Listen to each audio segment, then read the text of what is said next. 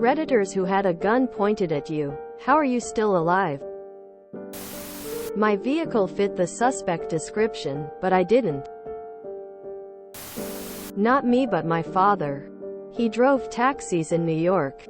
He picked my mom up from her shift in the hospital. Man jumps in the taxi out of nowhere demanding for a ride. My dad says sure, extra money IG. Guy gets irritated, my dad isn't going fast enough. It's NY, what do you expect? My dad, who's 5'5" from the Bronx and has never been scared of anyone in his life, starts to tell the guy to shut up and chill. They start verbally arguing. Guy pulls out gun at my dad's head. Guy stops. He said the only reason he didn't kill him is because my mother is very pregnant in the passenger seat and thought she was nice. Somehow my dad was able to finish the trip. After that, he decided to get a job at a cable company and moved states to a safer area for our family. RIP Dad. Not from the gun, but cancer. I let the gun holder make the first moves. I didn't talk unless I was addressed first. I didn't move unless I was told to. I didn't try to run or leave until he left. And then I pissed myself. Years ago, first real job, I was in training as a forest ranger and came upon a large group of men night hunting, standing by several dead deer. All were armed, and as I exited the vehicle, many of the guns were pointed in my direction. In training I was not armed, and as they realized it, guns were lowered. I was alone, unarmed, outnumbered, and should have been writing summonses, but I was just glad to leave. The person was playing around and thought the gun was unloaded. He pointed it at my head and was about to pull the trigger when my husband, who had been raised to learn that you never ever point a gun at anyone, grabbed it away from him. It turned out the gun was loaded. The person was an alcoholic and forgot that he had loaded the gun last time he got drunk. I did exactly what I was told. About a year ago, my mom had me drop off a baby gift for her friend's son and his newborn as he lived nearby, and my mom lives several hours away as I had been visiting. I pulled up and rang the doorbell. He lives in an affluent suburban area with no crime. And he answers the door with a Glock pointed at me. I was like WTF and had to explain who I was. He mentioned he wasn't sure why someone would knock on his door at 2 p.m. on a Sunday. I told my mom I'll pay for shipping rather than drop off presents again for him. My brother pointed a rifle at me. Just fooling around. Aimed the gun down and slid the bolt, found the gun was loaded. He threw up.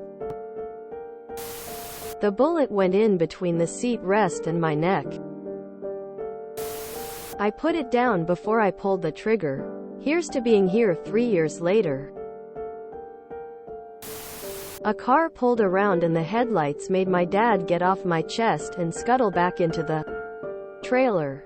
He had been sitting on me on a pile of my clothes he had thrown into the middle of the street, and holding his gun to my head. He was going to kill me if I tried to go back inside. Then kill my mother. Then set the trailer on fire. Then kill himself. He was very, very clear about all of those points. I wet myself. I am still surprised that that is a thing. If that car hadn't scared him off of me, I wouldn't be writing this. That was a long time ago.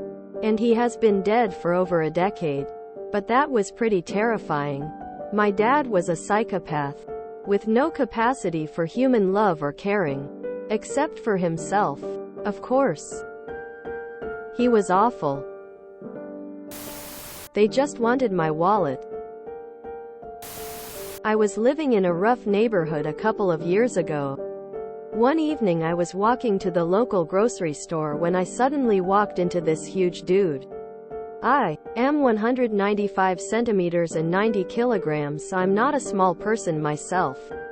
Before I knew it, I was surrounded and dragged into an alley and had a gun pointed at me.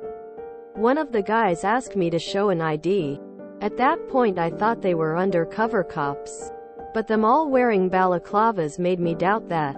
I showed them my ID and they patted my shoulder, shook my hand and said they're sorry for getting the wrong guy. Then they left. Gangs were basically running that neighborhood and they were most likely looking for someone who owed them money, and I must have looked just like that guy. It could have been very traumatic, but the fact that they apologized afterward actually made me feel safe, lol. And I just shrugged it off. Still glad I'm not living there anymore though. An Afghan police officer pointed his weapon at me while I had my back to him. My squad leader tackled him to the ground before anything happened.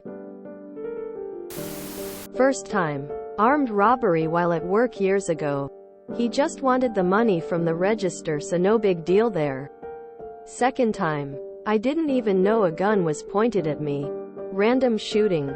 I took a bullet to the back of the head while driving. Alive due to sheer luck.